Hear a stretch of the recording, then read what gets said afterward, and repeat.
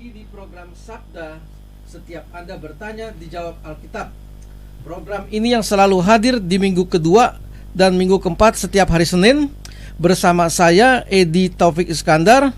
Yang pada malam hari ini saya ditemani oleh seorang narasumber dari Gereja Ortodoks Indonesia, yaitu Romo Daniel Biantoro, ya, yang ada di ujung sebelah kanan. Dan juga ada Pak Roy Prasetyo, staf dari Romo Daniel dari Gereja Ortodoks, yang duduk di sebelah saya. Pada malam hari ini topik yang akan kita bicarakan adalah tentang keesaan Allah. Yang kedua adalah tentang menyanggah Bart Ehrman yang mengatakan bahwa Alkitab Perjanjian Baru tidak ada naskah aslinya sehingga tidak layak dipercaya. Itulah yang akan kita bahas pada malam hari ini. Semoga semuanya mendapat pencerahan dari Romo Daniel Biantoro. Saya persilakan Romo. Terima kasih. Shalom Aleichem saudara sekalian. Selamat berjumpa dengan saya. Ini kali pertama perjumpaan saya dengan saudara-saudara. Mungkin kalau 20 tahun yang lalu kalau saudara mengikuti Heartline, saya ada zaman itu. Tapi itu sudah zaman yang lain tuh. Nah, saya diminta oleh Pak Edi untuk menjelaskan tentang Tritunggal. Tritunggal itu apa sih? Banyak orang salah mengerti, disangka orang Kristen itu menyembah 3 Tuhan gitu ya, atau tiga ilah yang dirangkum menjadi satu. Tapi bukan begitu ya. Tritunggal itu tidak menjelaskan tentang jumlahnya Allah. Tritunggal itu menjelaskan tentang apa sih yang ada dalam Allah itu. Nah, coba kita lihat di dalam ya, kita ambil dari Perjanjian Baru aja ya. Kita baca dari Markus pasal yang ke-12 ayat yang ke-29. Pak Roy akan membantu saya untuk membacakan. Markus 12 ayat 29. Jawab Yesus, hukum yang terutama ialah, dengarlah hai orang Israel, Tuhan Allah kita, Tuhan itu Esa. Ya, sebenarnya Tuhan Yesus tidak mengajarkan sesuatu yang baru. Ini sebenarnya dikutip dari Ulangan pasal 6 ayat 4, yang kalau dalam bahasa Ibrani, Shema Israel, Adonai Eloheinu, Adonai Echad. Dengarlah hai orang Israel, Tuhan Allah kita, Tuhan itu Esa. Yang dengan demikian Tuhan Yesus seiras dengan yang diajarkan oleh para nabi-nabi Perjanjian Lama, menegaskan Allah itu satu. Tidak ada diajarkan di dalam Alkitab Allah itu 3 atau 2. Demikian juga kita baca di dalam Yohanes pasal 17 ayat 3. Tolong bacakan. Yohanes 17 ayat 3. Inilah hidup yang kekal itu, yaitu bahwa mereka mengenal Engkau, satu-satunya Allah yang benar, dan mengenal Yesus Kristus yang telah Engkau utus. Ya. Inilah hidup yang kekal itu, bahwa mereka mengenal Engkau, satu-satunya Allah yang benar, dan mengenal Yesus Kristus yang Kau utus. Jadi kalau gitu sumber hidup kekal itu adalah Bapa yang adalah satunya yang benar dan Yesus Kristus. Jadi ini bukan kasus yang sahadat seperti yang banyak orang mengatakan, ini kan sahadatnya Kristus. Bukan begitu. Yesus di sini disatukan dengan Bapa sebagai sumber hidup kekal itu. Jadi kalau gitu Yesus sendiri mempunyai hidup kekal. Yang mempunyai hidup kekal tidak mungkin sekedar manusia biasa, karena hanya Allah yang punya hidup kekal ya. Kita baca juga mungkin dia mengatakan itu kan Paulus yang menyebabkan orang Kristen menyembah 3 Tuhan itu. Mari kita baca yang dikatakan oleh Paulus. Kita baca 1 Korintus 8 ayat 4. 1 Korintus 8 ayat 4. Demikian firman Tuhan. Tentang hal makan daging persembahan berhala kita tahu, tidak ada berhala di dunia ini, tidak ada Allah lain daripada Allah yang Esa. Terima kasih. Tidak ada berhala di dunia. Kalau ada itu adalah hasil otak-atik pikiran manusia yang sesat aja. Berhala itu tidak ada realitanya, itu hanya karangan otak manusia saja. Makanya dengan dikatakan tidak ada berhala itu dan tidak ada Allah yang lain kecuali yang Esa. Kita baca juga di dalam ayat 6 dari pasal yang sama. 1 Korintus 8 ayat 6. Demikian firman Tuhan. Namun bagi kita hanya ada satu Allah saja, yaitu Bapa. Stop. Kita baca juga Galatia 3:20.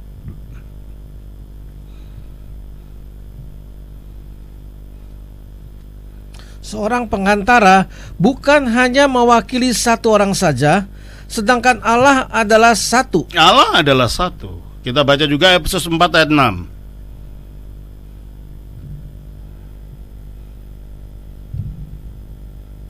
Satu Allah dan Bapa dari semua, Allah yang di atas semua, dan oleh semua, dan di dalam semua. Satu Allah dan Bapa dari semua.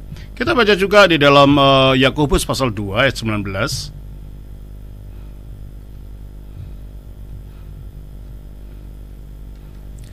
Demikian firman Tuhan dari Yakobus 2 ayat 19. Engkau percaya bahwa hanya ada satu Allah saja, itu baik.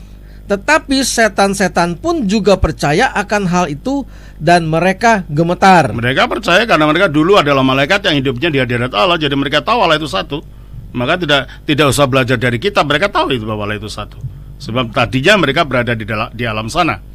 Terus kita baca juga Yudas 1 ayat 25.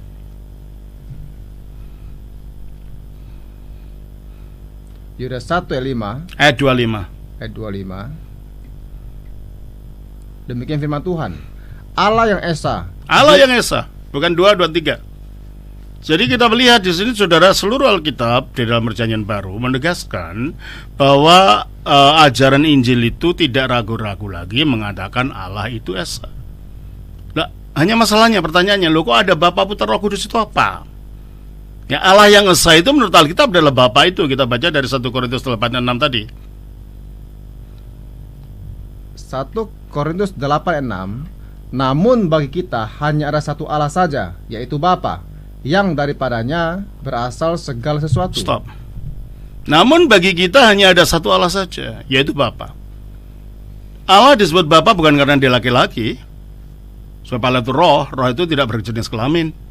Dan Alkitab mengatakan Allah itu bukan manusia. Coba kita baca Hosea pasal yang ke-11 ayat 9. Hosea pasal 11 ayat 9, demikian firman Tuhan, Aku tidak akan melaksanakan murkaku yang menyala-nyala itu, tidak akan membinasakan Efraim kembali, sebab aku ini Allah dan bukan manusia. Ya, dia itu Allah dan bukan manusia. Kalau dia bukan manusia, ya jangan diserupakan kepada manusia. Jangan dibayang-bayangkan dia seperti manusia. Oleh karena itu dia juga mengatakan lagi di dalam Yesaya pasal yang ke-44 ayat yang ke-7. Coba kita baca di sana. Yesaya 44. Siapakah seperti aku? Biarlah ia menyerukannya, biarlah ia memberitahukannya dan membentangkannya kepadaku. Ya, siapa seperti aku? Nggak ada. Jadi Allah itu menyatakan siapa seperti aku? Nggak ada. Dan kita baca juga di dalam 2 Samuel 7:22. 2 Samuel 7:22. Sebab itu engkau besar ya Tuhan Allah, sebab tidak ada yang sama seperti engkau. Terima kasih. Tidak ada yang sama seperti engkau. Dia bukan laki-laki, dia bukan perempuan, dia bukan banci, dia bukan seperti binatang, dia bukan seperti pohon, dia bukan seperti makhluknya. Pokoknya nggak ada apapun yang bisa disamakan dengan Allah itu. Nah, kenapa disebut Bapa? Bapa ini adalah ungkapan teologis. Dijelaskan. Bagi kita hanya ada satu Allah saja, yaitu Bapa yang daripadanya berasal segala sesuatu. Itu loh keterangannya. Sebenarnya kalau dalam kiasannya Bapa dalam rumah tangga itu asal daripada otoritas dalam rumah tangga itu, asal rezeki dari rumah tangga itu, asal pendidikan dalam rumah tangga itu. Demikian Allah itu Bapa karena dia menjadi asal usul dari segala sesuatu. Pertanyaannya sekarang, nah ini asal usulnya apa? Asal usul makhluknya saja. Kalau hanya asal usul makhluknya, berarti kebapaannya tidak kekal dong. Kalau kebapaannya tidak kekal, berarti Allah bisa berubah. Yang bisa berubah bukan Allah. Yang bisa berubah bukan Allah. Nah, kalau Allah itu Bapa, sekarang Bapa ya dari kekal memang dia Bapa. Secara kekal itu Bapa lah. Kalau Bapa itu artinya dia mengeluarkan sesuatu yang berasal daripada yang berasal segala sesuatu. Asalnya apa dalam kekekalan Bapa ini? Asal dari firman-Nya sendiri. Firman-Nya Allah itu ada di dalam Allah. Oleh karena itu Kristus sebagai firman yang menjadi manusia, setelah jadi manusia dia mengatakan di dalam Yohanes 8 ayat 42. Yohanes 8 ayat 42. Demikian firman Tuhan. Kata Yesus kepada mereka, jikalau Allah adalah Bapamu, kamu akan mengasihi aku, Sebab aku keluar dan datang dari Allah. Sebab aku keluar dari Allah. Kalau dia keluar dari Allah, asalnya di mana? Di dalam. Di dalamnya. Kapan? Ya sejak kekal. Sebagai apa? Sebagai anak tunggal yang ada di pangku Bapa. Kita baca dalam Yohanes 1 ayat 18. Yohanes 1:18, demikian firman Tuhan. Tidak seorang pun yang pernah melihat Allah, tetapi anak tunggal Allah yang ada di pangkuan Bapa, dialah yang menyatakannya. Pertanyaannya, mengapa firman-Nya Allah disebut anak tunggal Allah? Ya karena firman mengatakan di dalam Yohanes 14 ayat 10, ketika dia jadi manusia, dia mengatakan, Tidak percayakah engkau bahwa aku di dalam Bapa? stop, aku di dalam Bapa. Sebagaimana kata-kata saya ada di dalam saya, firman-Nya Allah ya di dalamnya Allah. Sebagaimana kata-kata saya tidak bisa dipisah dari saya, firman-Nya Allah juga tidak bisa dipisah dari Allah. Kalau Allah kekal, firman-Nya ya kekal. Nah, karena firman itu terkandung dalam Allah, berada dalam Allah, tapi juga keluar dari Allah tadi kan? Iya. Jadi seolah-olah dia di Allah itu mengandung firman-Nya, lalu melahirkan firman itu. Kalau dalam bahasa biologis, yang dikandung lalu dilahirkan, itu namanya anak. Itulah sebabnya firman-Nya Allah yang dikandung dalam diri Allah yang esa itu, tapi yang juga dikeluarkan baik dalam pewahyuan maupun dalam inkarnasi, maka firman ini disebut anak. Karena dikandung lalu dilahirkan. Tidak berarti bahwa Allah itu memperanakkan atau diperanakkan, sebab Allah tidak kawin. Yang bukan laki-laki kawin mau apa sama apa. Yang bukan perempuan kawin sama apa. Yang bukan banci kawin sama apa. Ini tidak berbicara tentang biologis. Ini ungkapan teologis. Bahkan termasuk di pangku Bapa tadi pun bukan berarti Allah itu punya kaki bersila, terus ada anak kecil di pangkunya, bukan nih. Itu nanti kayak anggur cap orang tua itu ya, ada anak kecilnya itu. Bukan begitu maksudnya. Ini ungkapan teologis, jangan digunakan bahasa biologis untuk berbicara tentang itu. Maksudnya ada di pangku Bapa, artinya dekat di dalam detak jantung Bapa, dalam rangkulan Bapa, artinya di dalam Bapa itu sendiri. Sebagai firman-Nya Allah. Jadi Allah dan firman-Nya bukan dua Allah ya, satu. Sebagaimana saya dengan kata-kata saya adalah satu, bukan dua Daniel, enggak. Satu Daniel. Nah, karena firman itu keluarnya dari Allah dengan cara seolah-olah dilahirkan tadi, maka dia disebut anak. Nah, Allah ada berapa? Hanya satu. Kalau gitu firman-Nya berapa? Ya satu. Firman yang cuma satu itu disebut apa tadi? Anak. Anak yang cuma satu itu apa istilahnya? Anak tunggal. Maka firman Allah disebut anak tunggal Allah. Artinya firman Allah yang satu-satunya itu adalah anak tunggal Allah itu. Nah, di samping itu, Allah itu juga Allah yang hidup. Karena dia Allah yang hidup juga mempunyai prinsip hidup di dalam dirinya. Makanya kita baca lagi dalam Yohanes 10 ayat yang ke-26. Yohanes 15 ayat 26. Jikalau penghibur yang akan kuutus dari Bapa datang, yaitu roh kebenaran yang keluar dari Bapa. Nah, kalau roh kebenaran itu keluar dari Bapa, tadinya berada di mananya Bapa? Di dalam Bapa. Di dalam Bapa. Seperti roh saya atau nafas saya ada pada saya, demikianlah rohnya Allah atau nafasnya Allah ya ada pada Allah. Ada dua Allah atau satu Allah? Ya tetap satu. Nah, roh Allah atau prinsip hidup, prinsip nafas ilahi yang keluar dari Allah ini juga diam di dalam Allah, sebagai nafas saya diam di dalam saya.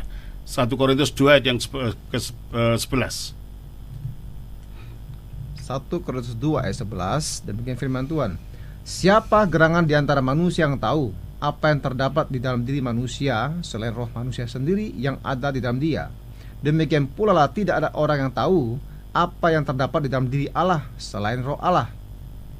Terusan Ayat 12. Oh, terima kasih. Jadi tak seorang pun yang tahu apa yang dalam manusia kecuali roh manusia yang ada dalam dirinya. Demikianlah tak seorang pun yang tahu apa dalam Allah kecuali roh Allah. Kalau itu roh Allah di mana kalau gitu? Ada dalam manusia. Dalam diri. Ada satu Allah atau dua Allah atau tiga Allah? Satu Ya Allah. satu. Dalam Allah. Jadi yang disebut Bapa, Putra, Roh Kudus itu bukan 3 Tuhan terpisah-pisah atau 3 dewa jadi satu, bukan. Yang disebut Bapa itu Allah yang esa yang tak dapat dilihat itu. Dia disebut Bapa karena dia yang menjadi asal-usul segala sesuatu. Dia disebut Bapa karena dia punya firman dalam dirinya yang dikeluarkan dari dirinya, yang disebut anak, sehingga dia disebut Bapa. Dan dia juga memiliki roh yang disebut Roh Kudus. Jadi Bapa, Putra, Roh Kudus adalah Allah yang esa, yang memiliki firman kekal di dalam dirinya, dan yang memiliki roh yang kekal juga yang ada di dalam dirinya, yang melalui firman-Nya ini dia menciptakan segala sesuatu, dan melalui rohnya itu dia memberi hidup kepada segala sesuatu. Jadi kalau Allah itu tidak punya firman, tidak punya anak istilahnya, yang nggak ada ciptaan jadi. Karena dia menciptakan segala sesuatu melalui firman ini gitu ya. Dan kalau Allah ini tidak punya roh, yang nggak ada kehidupan yang ada, sebab dia memberi kehidupan melalui roh ini. Coba kita baca dalam Mazmur pasal 33 ayat 4. Sebab firman Tuhan itu benar. Ayat 30, pasal 33 ayat 6. Pasal 33 ayat 6. Pasal 33 ayat 6 ya. Oleh firman Tuhan langit telah dijadikan, oleh nafas dari mulutnya segala tentaranya. Nah, jadi langit itu maksudnya alam semesta dijadikan oleh firman Tuhan. Makanya dalam Injil Yohanes mengatakan pada mulanya adalah firman itu bersama-sama dengan Allah. Nah, karena bersama dengan Allah, sifatnya ya sama dengan Allah, maka dikatakan firman itu adalah Allah. Tapi bukan berarti firman itu Allah Bapa, bukan. Firman itu karena adanya di dalam Bapa memiliki kodrat ilahi yang sama dengan Bapa gitu loh. Terus ayat 3, segala sesuatu di dalam Yohanes 1 itu, segala sesuatu dijadikan oleh Dia. Oleh siapa? Oleh firman tadi. Makanya oleh firman Tuhan langit dijadikan, dan oleh nafas dari mulutnya segala tentaranya, tentara langit ini. Tentara langit kalau menunjuk langit yang fisik maksudnya bintang-bintang dan planet-planet. Kalau langit itu menunjuk langit rohani maksudnya para malaikat, itu adalah para malaikat. Jadi Allah itu menciptakan segala sesuatu melalui firman dan nafas. Nafas ini apa? Kita baca dalam Ayub pasal 33 ayat 4.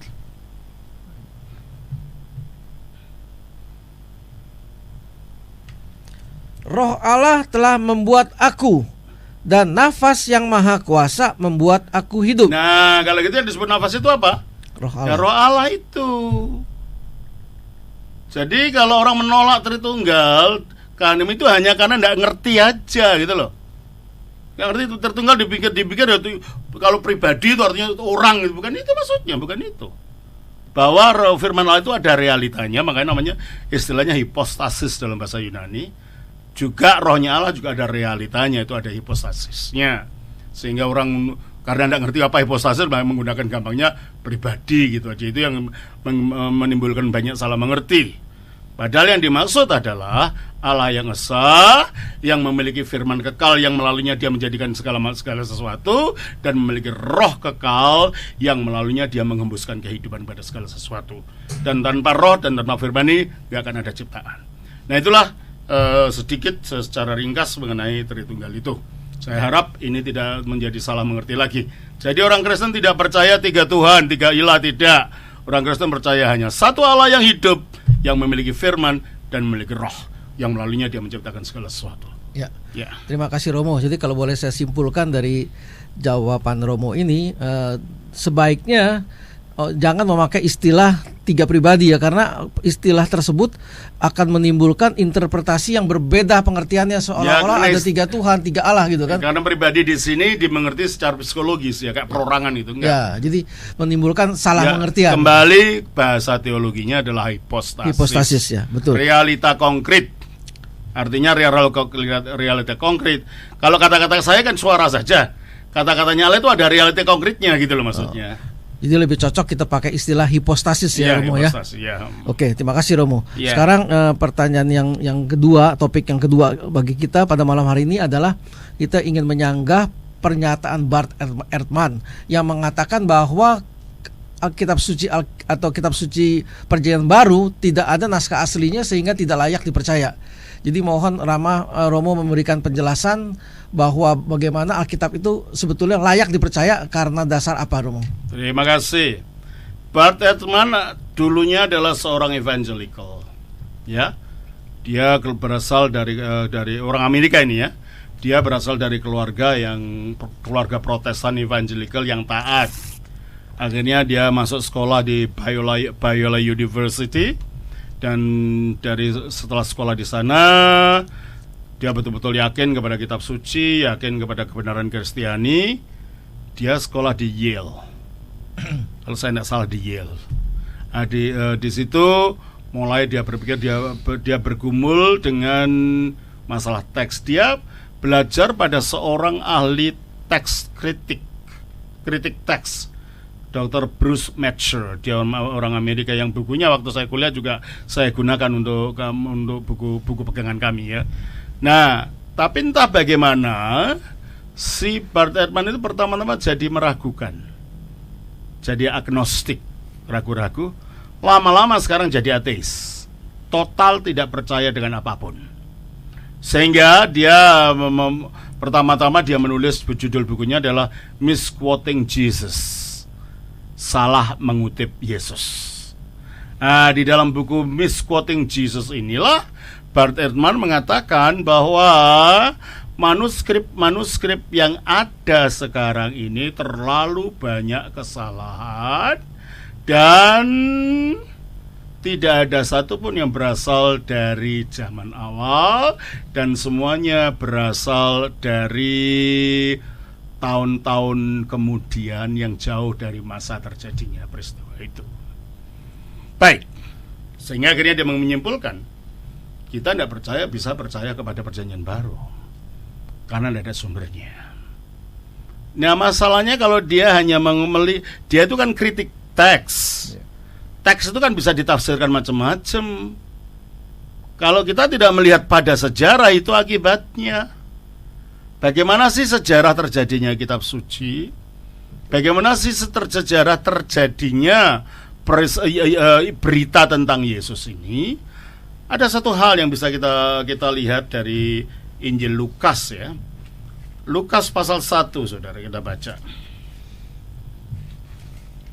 Di dalam Lukas pasal 1 dikatakan begini, ayat 1 sampai 4. Di sini Lukas memberikan proses di mana dia menuliskan Injilnya ini.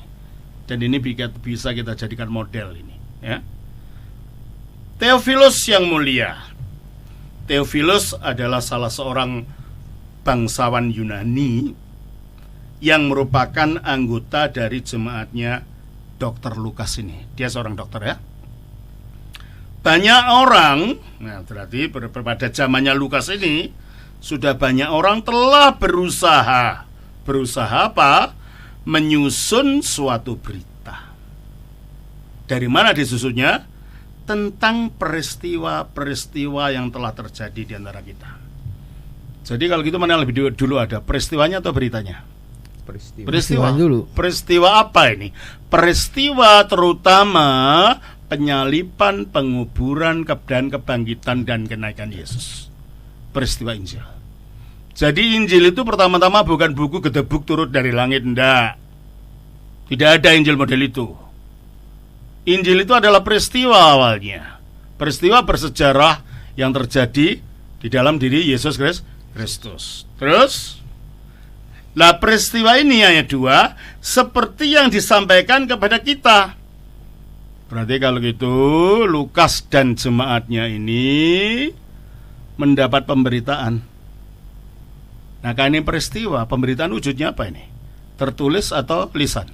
Lisan, ya kan? Seperti yang telah disampaikan kepada kita oleh mereka. Mereka itu siapa? Rasul-rasul. Yang dari semula adalah saksi mata dan pelayan firman.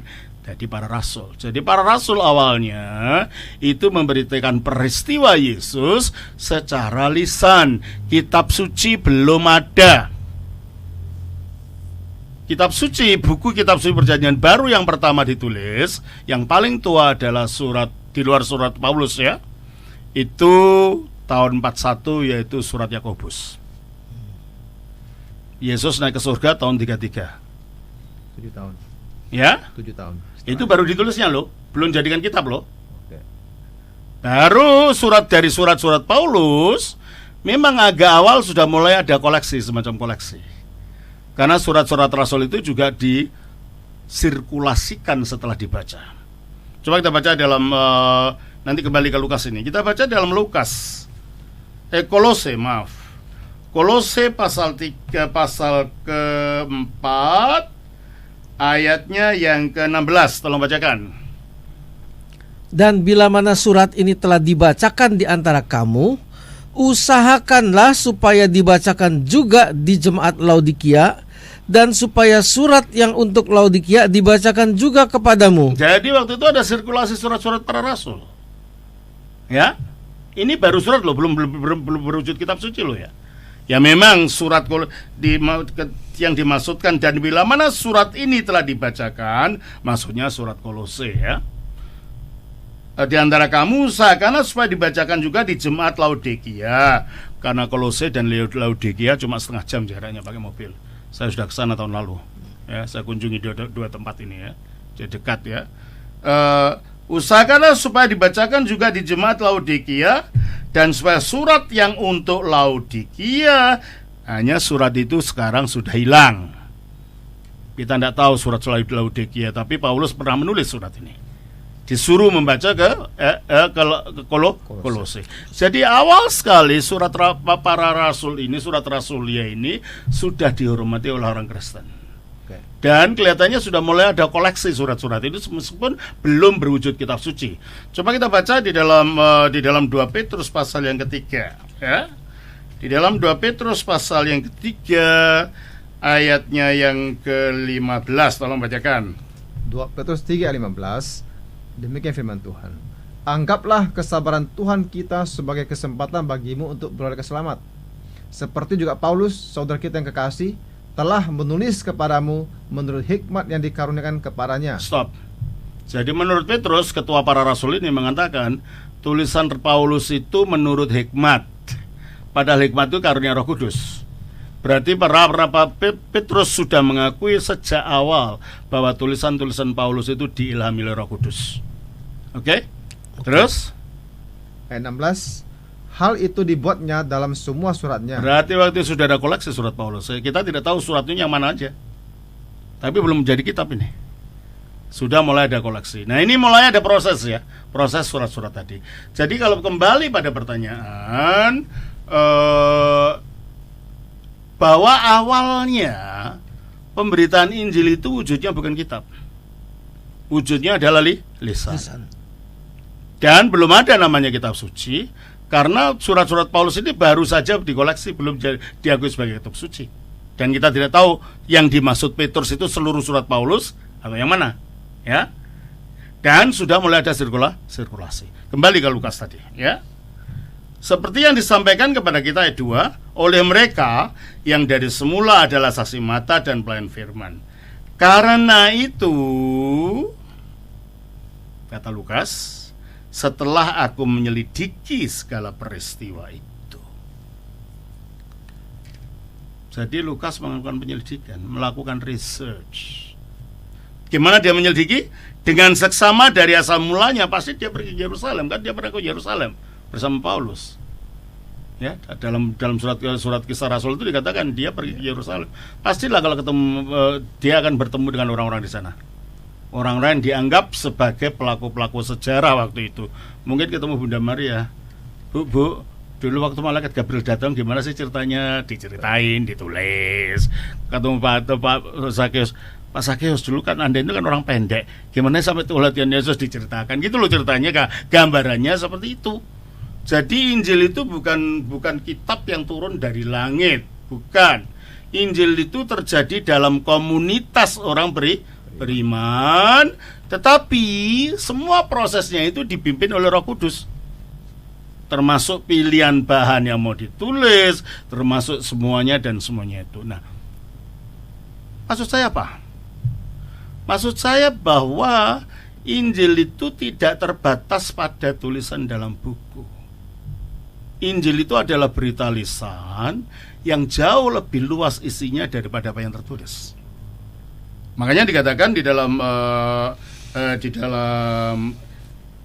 Injil Yohanes, kalau kita baca Injil Yohanes pasalnya yang ke 20,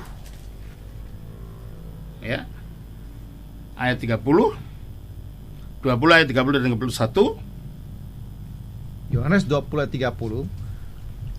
Maksud Injil dicatat. Dan ya, Memang masih banyak tanda lain yang dibuat Yesus di depan mata murid-muridnya yang tidak tercatat dalam kitab ini. nah, jadi para rasul itu menulis Injil itu selektif sekali.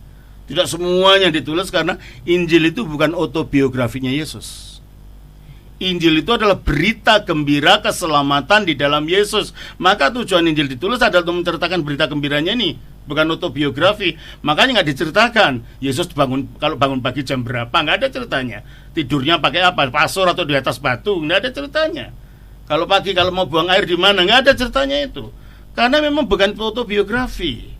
Ini adalah berita keselamatan di dalam karya Yesus. Ini yang banyak orang lupa.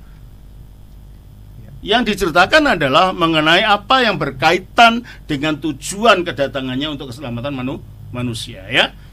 Terus kan di dalam memang masih banyak tanda lain yang dibuat Yesus di depan mata murid-muridnya yang tidak tercatat dalam kitab ini. Terus kan Ketika 1, tetapi semua yang tercantum di sini telah dicatat supaya kamu percaya bahwa Yesuslah Mesias, Anak Allah, dan supaya kamu oleh imanmu memperoleh hidup dalam namanya. itu tujuannya ditulis.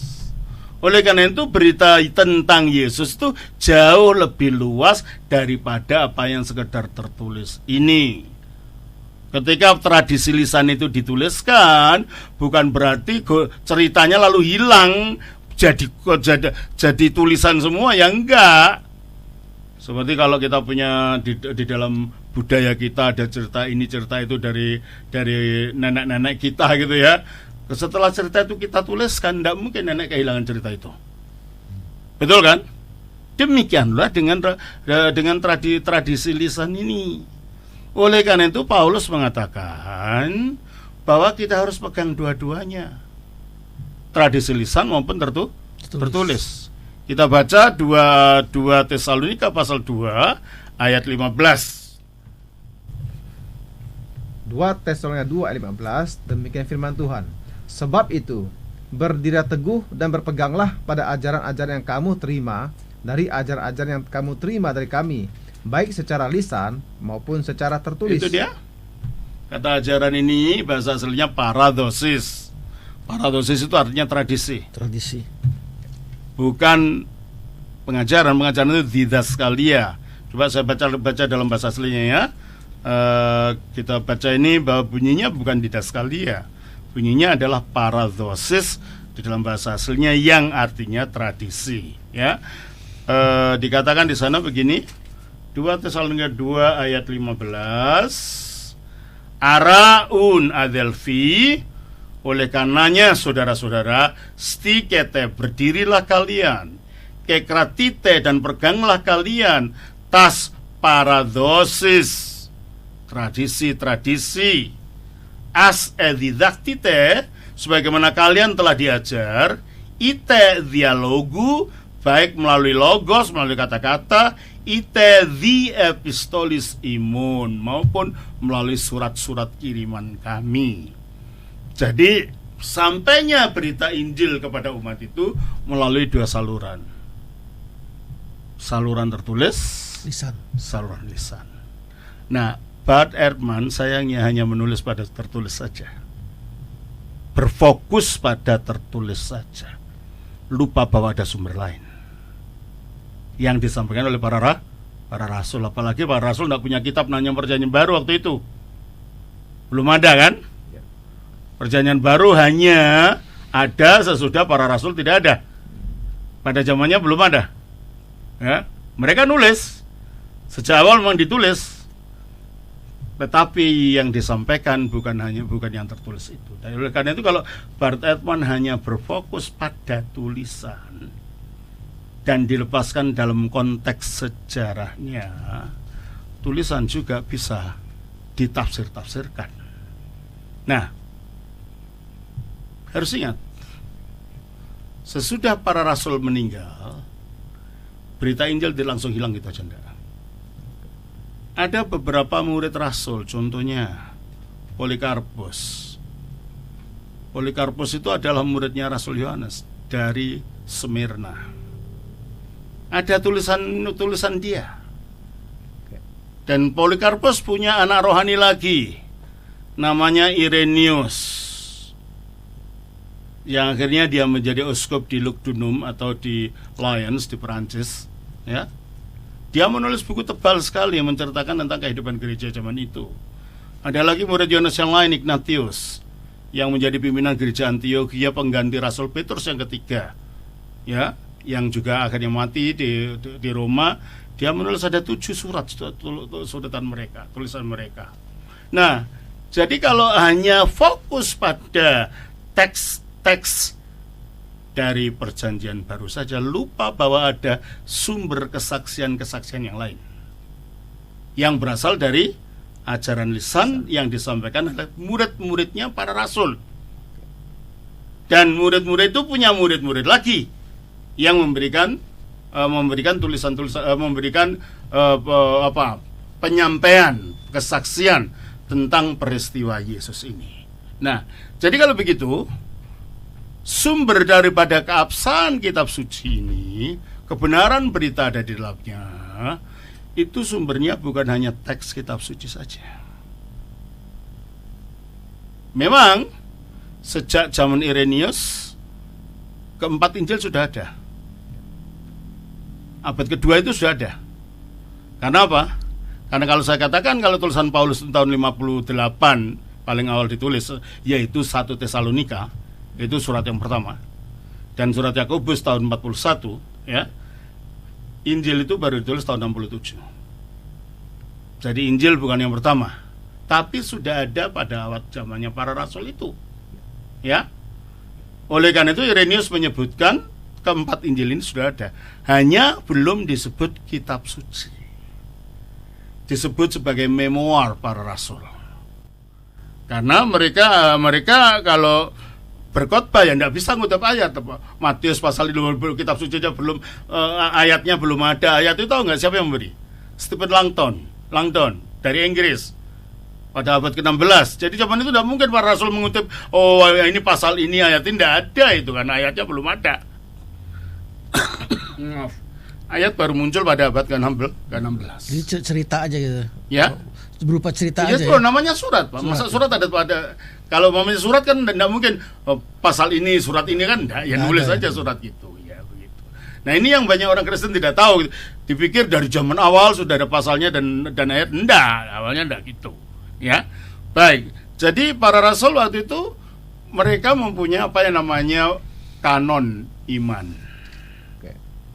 Kanon iman itu adalah ringkasan dari ajaran para rasul yang menjadi pegangan mereka tentang iman itu apa, tentang siapa Yesus, tentang penyalipannya, tentang kematiannya, tentang kebangkitannya.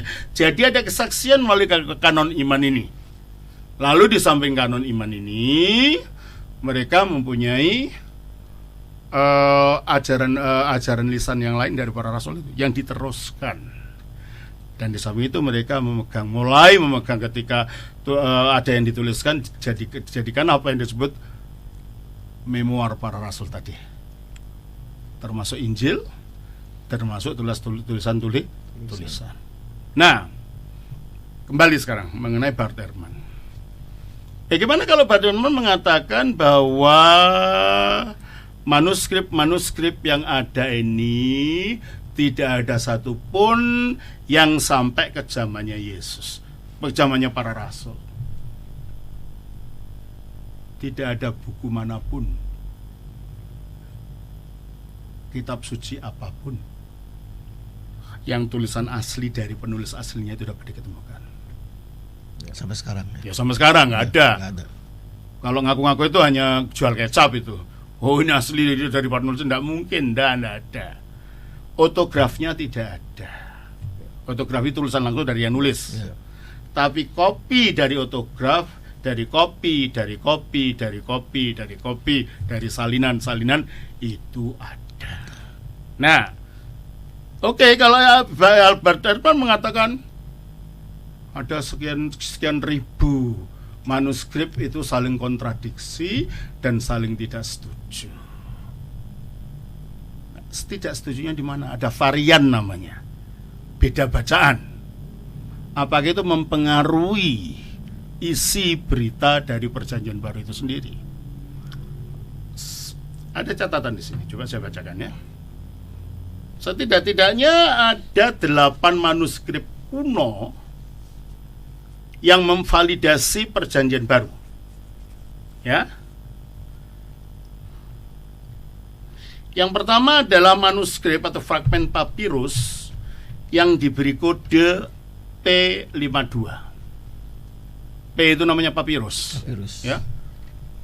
P52 ini terbungkus dalam lemari kabinet yang dikendalikan iklim yang terletak di dalam perpustakaan John Rylands di Manchester, Inggris.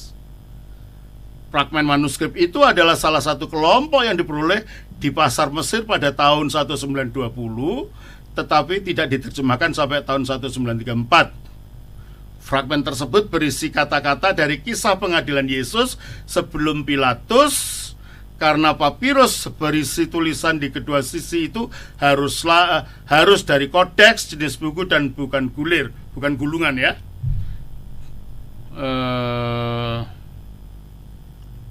Dan ini berasal dari paling tidak abad kedua, paruh pertama abad kedua. Injil Yohanes ditulis tahun 90. Kalau ini merupakan monumen dari pertengahan abad kedua, kira-kira 100 sekian. Jadi masih dekat sekali dengan aslinya.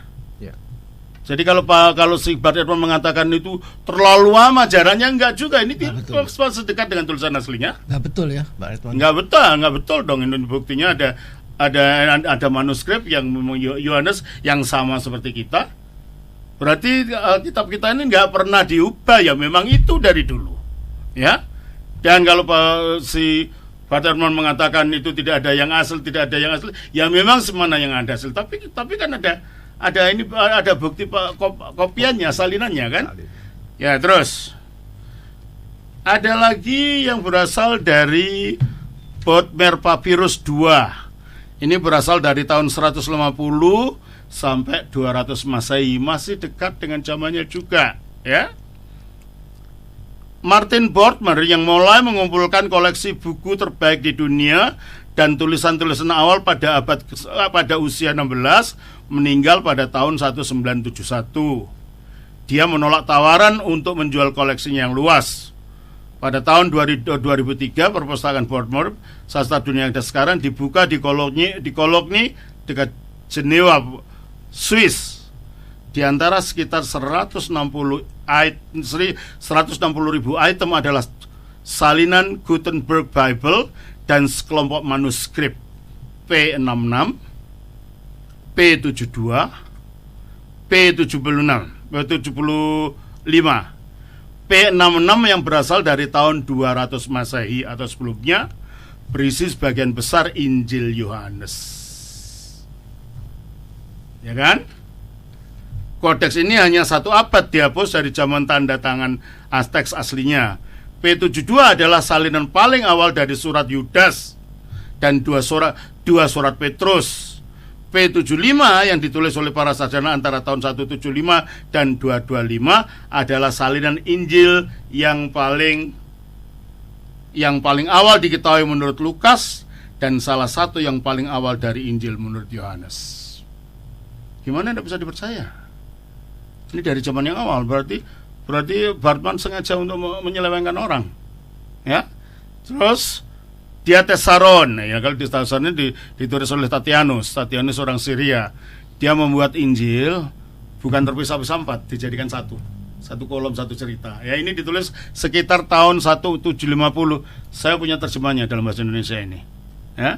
Diatessaron yang berarti harmoni 4 diciptakan oleh Tatianus, seorang penulis Kristen pada abad kedua.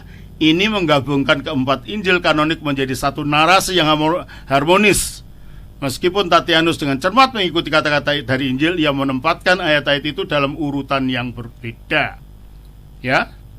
Diatessaron digunakan sebagai teks Injil standar dalam liturgi gereja Syria selama 2 abad. Yang kemudian adalah A. Chester Beatty Papyri. Papyrus, ada beberapa papyrus dari Chester Beatty. Itu tahun 200 Masehi. Kodeks Papyrus abad ketiga ini dibeli oleh insinyur pertambangan Inggris A. Chester Beatty pada tahun 1930, dan dealer di Mesir juga dikenal sebagai P45, P46, dan P47. P45 berisi sebagian dari naskah kuno Matius, Markus, Lukas, Yohanes, dan kisah para rasul. Dan P46 berisi surat-surat yang ditulis oleh Paulus kepada ke Roma, Ibrani, 1 dan 2 Korintus, Efesus, Galati, Filipi, Kolose, dan 1 Tesalonika. Sedangkan P47 berisi kodeks tertua dari kitab Wahyu. Lalu ada lagi Kodeks Alexandrinus, berasal dari Alexandria. Ini manuskrip dari abad ke-5. Isinya adalah berisi 773 halaman, 630 untuk perjanjian lama dan 143 untuk perjanjian baru. Terus Kodeks BEZAE tahun 45 Masehi, termasuk di Cambridge, ya. Ini satu-satunya buku yang lengkap. Ini secara unik berisi Injil dan Kisah Rasul dalam halaman bahasa Yunani dan Latin yang saling berhadapan. Satu-satunya buku yang lengkap adalah Injil Lukas. Halaman hilang dari buku-buku lain. Ya. Terus yang terakhir masih ada lagi Kodeks Vatikanus, itu lengkap isinya. Itu dari tahun 325 sampai tahun 325 Masehi sampai tahun 350 Masehi. Dan yang terakhir adalah Kodeks Sinaiticus yang diketemukan di biara Gunung Santo Katrin di Gunung Sinai.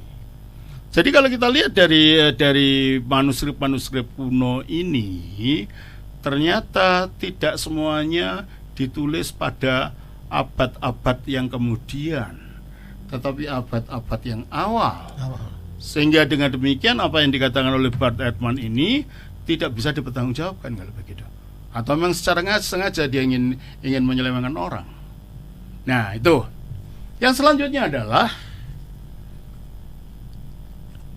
jangan kita lupakan bahwa para bapak gereja adalah muridnya para rasul, dan muridnya. Murid itu yang disebut bapak gereja itu. Jadi bapak gereja bukan asal semua penulis kuno itu bapak gereja, enggak. Orang-orang yang melanjutkan ajaran para rasul.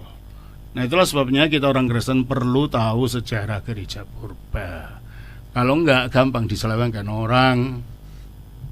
Alkitab ini adalah Alkitab yang menyejarah. Ini bukan kitab yang turun dari langit secara siluman gitu, enggak.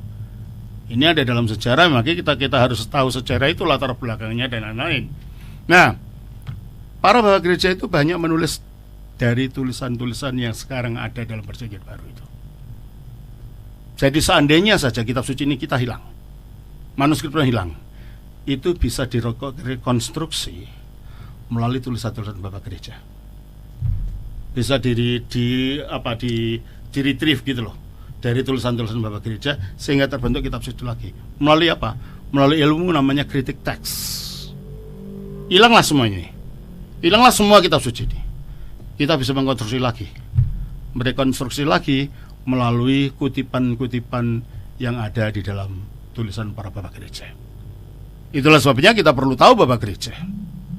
Kita perlu tahu Irenaeus, kita perlu tahu Justinus Martir, kita perlu tahu siapa tadi, Ignatius dan semuanya itu. Sebab itu adalah bapak-bapak pahlawan-pahlawan iman kita yang memelihara apa yang diajarkan para rasul, sehingga dengan kita tidak mudah diselewengkan. Karena kita tahu, oh begitu rupanya ajaran para rasul yang disampaikan murid-muridnya. Nah, di samping itu lagi adalah apa yang disebut sebagai leksionaris. Jadi karena kekristenan itu asalnya dari agama Yahudi, dan agama Yahudi dalam prakteknya itu di dalam ibadah mereka mempunyai daftar bacaan tertentu dari Taurat. Jadi dari 50 kitab Musa itu dibaca setiap tahunnya apa sesuai dengan perayaan-perayaan yang dilakukan, dan juga dari Haftarah namanya.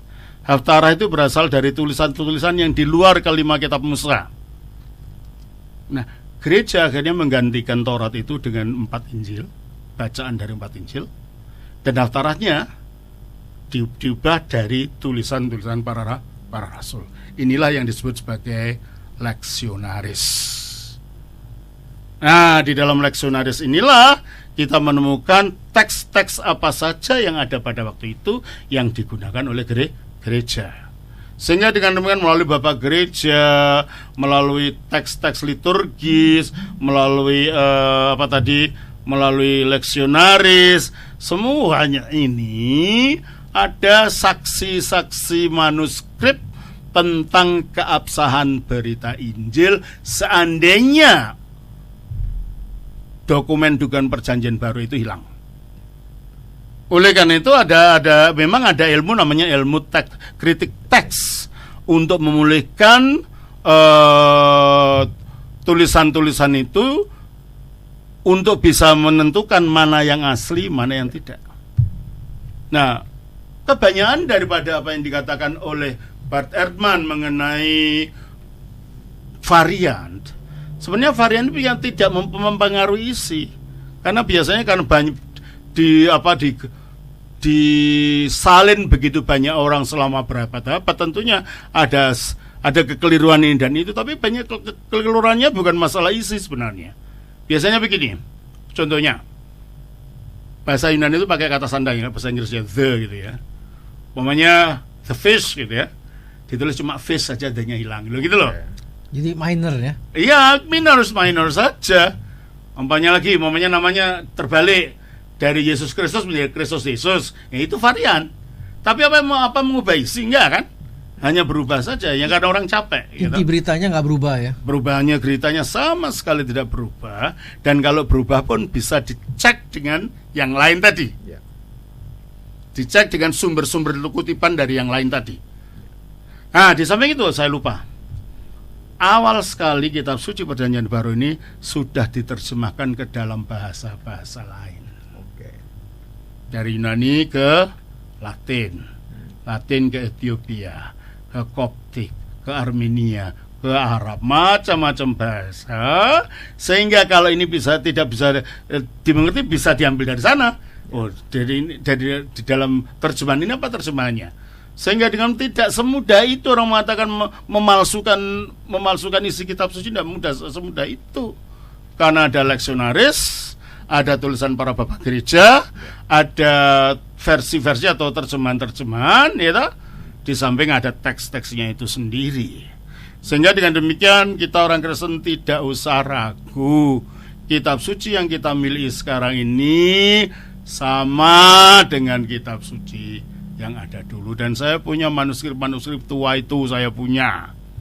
Jadi saya bukan hanya ngomong, saya punya manuskrip tua itu. Jadi kalau ada yang mengatakan kitab suci kita sudah diubah-ubah, yang ubah siapa? Sebutkan namanya. Diperintah oleh siapa? Sebutkan namanya. Kapan? Sebutkan tahunnya. Di mana? Sebutkan tempatnya. Bagaimana cara mengangkut semuanya tadi di satu lapangan lalu diubah semua? Apa mungkin?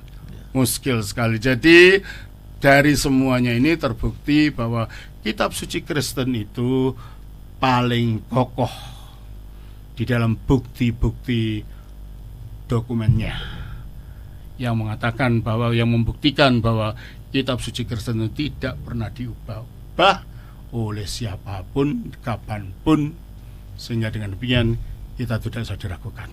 Kita Amat sangat dapat dipercaya ya. Oh, sangat sekali. Buktinya ada gitu loh. Jadi ada pembandingnya dari tulisan bapak-bapak gereja ya. Iya, jadi, bapak gereja, leksionaris dan semua tadi. Iya. Dan kitab suci agama lain belum, dan kemungkinan besar nggak punya seperti itu. Enggak ada. Kita paling banyak punya 5.000 lebih dokumen. Nggak ada agama lain yang punya begitu. Luar biasa ya. Luar biasa, itu buktinya pemeliharaan Allah atas firman-Nya. Jadi kalau orang nggak percaya Alkitab nih, istilahnya apa? Keterlaluan ya. Keterlaluan. Ya, keterlaluan. Ya. Baik, jadi gitu dari yang ingin saya, yang sudah percaya sama. Masih 2 menit. Ya. Apalagi? Ya, jadi kalau begitu bagi kita sekarang, saya himbau terutama kalangan muda ya. Masih 4 menit. Ya, saya himbau supaya betul-betul ada kerinduan untuk mencari keilmuan daripada kitab suci. Hanya orang takut pada keilmuan, padahal itu penting sekali. Ya. Apalagi sekarang zamannya digital seperti ini. Ya. Kita tidak mudah membohongi orang, tidak bisa. Kita ngomong hanya pendapat-pendapat tanpa pendidikan, itu nanti kita dipermalukan orang sendiri. Loh, kok enggak gitu loh. Kok nyatanya enggak gitu. Orang bisa sekarang melihat Google kok. Betul. Ya. Kalau mengatakan ini sudah diubah, buktikan di mana. Tapi banyak orang yang percaya ya kebohongan itu ya. Oh, banyak sekali. Apalagi kalau kebohongan itu diulang dan banyak yang mengulang, lama-lama dia nggak benar. Ya. Yang benar malah dikatakan itu salah gitu loh. Yang salah dianggap betul. Iya, ya itulah yang terjadi. Makanya saya kira kalau kita mau mendengarkan acara-acara seperti ini, bukan hanya masalah sekedar renungan, enggak. Renungan penting. Tapi bukan hanya itu. Kitab suci jauh lebih luas daripada hanya sekedar renungan. Kitab suci mempunyai ilmu-ilmu yang perlu dipelajari oleh kita. Ya, contohnya saja, banyak orang Kristen tidak tahu Bapak Gereja itu siapa. Betul kan? Iya. Banyak orang Kristen tidak tahu sesudah matinya para rasul ada apa sih gereja, apa yang terjadi sih. Banyak orang Kristen tidak tahu dari mana asal-usulnya Alkitab ini. Kalau ditanya dari LAI katanya, tentunya dari LAI, itu kan bertujuan di Indonesia. Tapi asal mulanya dari mana? Nah, itu saya kira perlu umat kita dididik lebih baik lagi, mengerti kitab sucinya sendiri, sehingga ketika orang mempertanyakan, kita bisa menjawab. Nggak gitu, bukan gitu, sebenarnya begini. Nah, jawabannya bukan hanya sekedar jawaban untuk ngeyel, tapi jawaban yang mempunyai landasan keilmuan. Ya. Father Daniel, kalau boleh tanya satu hal. Tadi Father Daniel mengutip dari 2 Tesalonika 2 ayat 15 mengenai tradisi lisan, itu sangat penting untuk lebih mengerti konteks Alkitab itu pada saat zamannya. Bagaimana dengan tradisi yang kita bandingkan dengan di Matius 15? Apa itu sama? Enggak, itu kan Talmud yang dikritik. Utama kritik. Coba baca ayat 1. Matius 15, perikopnya adalah perintah Allah dan adat Israel Yahudi. Ayat 1. Kemudian datanglah beberapa orang Farisi dan ahli Taurat. Orang Farisi kan? Berarti kan yang ngomong ini orang Farisi. Terus dari Yerusalem kepada Yesus dan berkata, ayat 2, mengapa murid-muridmu melanggar adat istiadat nenek moyang kita? Ya, maksudnya adat istiadat yang dituangkan dalam Taurat. Oke. Jadi apa maksudnya 2 Tesalonika 2 ayat 15 itu tradisi apa? Kalau itu tradisinya para rasul. Oke. Jadi yang disebut tradisi itu adalah dari kata paradosis, sesuatu yang diterus sampaikan dari mulut ini ke mulut sana seterusnya. Isinya adalah ajaran tentang Kristus. Inilah tradisi itu perkataan ya Romo ya. Iya. Perkataan. Tapi perkataan dari para rasul. Perkataan para rasul dan semua ajaran para rasul disampaikan secara turun-menurun. Oleh karena itu Alkitab ini juga tradisi. Oke, bagian daripada tradisi. Bagian tradisi. Karena apa? Kita kan biasanya pindah, nanti kita payung besok pagi saya taruh di depannya Injil Matius, kan enggak? Iya. Kenapa enggak Kisah Rasul sesudah surat Galatia? Kenapa? Oke. Kenapa kita mengikuti urutan itu? Dari siapa yang mengurut itu? Ya dari tradisi. Iya kan? Kan nggak ada perintah urutannya perjanjian harus, perjanjian baru harus Matius, Markus, Lukas, Yohanes, kan tidak ada itu. Seperti anak sekolah minggu nyanyi. Oh, iya, tradisi aja itu ya. Itu dari tradisi disampaikan dari nenek moyang rohani kita kepada generasi berikutnya dan seterusnya. Inilah namanya tradisi. Tuh. Jadi tradisi itu jangan anti dengan kata tradisi, itu kata-kata Alkitab. Betul. Hanya tradisi yang salah, yaitu tradisi Talmud sama tradisi Rasul. Ya, saya kira itu saja dulu sekarang. Shalom Aleichem bersama Mesiah. Terima kasih Romo atas pencerahannya. Terima kasih ya. Sampai jumpa kembali para pendengar Hotline dimanapun Anda berada. Shalom. Salam. Baru saja Anda ikuti firman Tuhan. Semoga menjadi berkat. Nantikan acara berikutnya. Terima kasih atas perhatian Anda. Tuhan Yesus memberkati.